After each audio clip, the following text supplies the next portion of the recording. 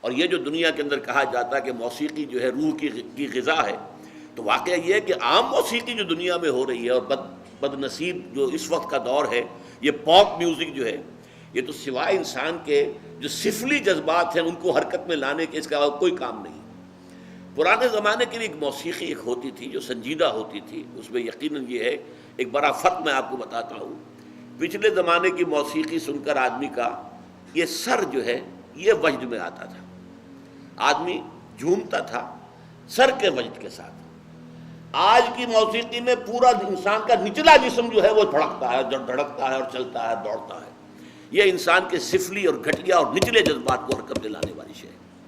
لیکن قرآن مجید کی موسیقی، زین القرآن باصواتکم من لم یتغن بالقرآن فلیس منا وتغنوہ، اس کو بڑی غنا کے ساتھ پڑھا کرو۔ اور یہاں تک کہ آپ نے ایک صحابی حضرت ابو موسیٰ اشعری رضی اللہ تعالی عنہ، ان کو اللہ نے بہت عمدہ آواز دی تھی، جیسے بعض صحابہ خوبصورت بہت تھے۔ حضرت دحیہ کلبی رضی اللہ تعالی عنہ بہت حسین انسان تھے، چنانچہ حضرت جبرائیل جب انسانی شکل میں آتے تھے تو حضرت دحیہ کی صورت اختیار کر کے آتے تھے، دحیہ کلبی۔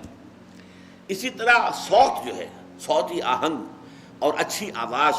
یہ اللہ تعالیٰ نے حضرت ابو موسیٰ اشعری کو عطا فرمائی تھی۔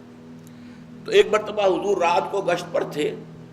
آپ نے دیکھا حضرت ابو موسیٰ اشعری کے مکان کے قریب سے، مکان کیا ہوتا تھا، حجرے ہوتے تھے چھوٹے چھوٹے سے، وہاں یہ تھوڑا ہی تھا کہ اب یہ اتنا بڑا باہر کا کمپاؤنڈ ہے، پھر اس کے اندر جو ہے وہ کوئی ڈیوڑی آئے گی، پھر چھوٹے چھوٹے حجرے تھے۔ تو حضور حضرت ابو موسیٰ اشعری کے حجرے کے بعد کھڑے ہو کر قرآن سنتے رہے۔ وہ قرآن پڑھ رہے تھے رات کو تہجد میں، اور جس کیفیت کے ساتھ پڑھ رہے تھے تو حضور کافی دیر تک کھڑے ہو کر سنتے رہے۔ پھر اگلی صبح فجر میں جب ملاقات ہوئی تو حضور نے تحسین فرمائی، یا ابا موسیٰ انک قد اوتیت مزمارا من مزامیر آل داود، اے ابو موسیٰ اشعری، آپ کو تو اللہ نے آل داود کے سازوں میں سے ایک ساز عطا کیا ہے۔ حضرت داؤد علیہ السلام کو اللہ تعالیٰ نے لحن داؤدی مشہور ہے، بہت اچھی آواز، حسین آواز دی تھی۔ وہ جب تہجد کے اوقات میں، اور جس کو ہم کہتے ہیں small hours of the morning, یہ صبح کے 3 بجے 4 بجے 2 بجے جب وہ اللہ تعالیٰ کے حمد کے ترانے جو ہیں الاپتے تھے، تو قرآن مجید کی گواہی یہ ہے کہ پہاڑ بھی ان کے ساتھ وجد میں آ جاتے تھے اور پرندے بھی ان کے ساتھ آواز میں آواز ملاتے تھے۔ یہ تاثیر تھی لحن داؤدی کی حضرت داؤد علیہ السلام کے پڑھنے میں۔ تو حضور نے فرمایا جیسے اللہ تعالیٰ نے حضرت داؤد کے گلے میں ایک ساز رکھ دیا تھا، وہ ساز کوئی باہر کا ساز نہیں ہے، بلکہ وہ گلے کے اندر ساز ہے جو اللہ تعالیٰ نے بہترین آواز دی ہے، خوبصورت آواز دی ہے، ایک غنا والی جو ہے غنائی آواز دی ہے۔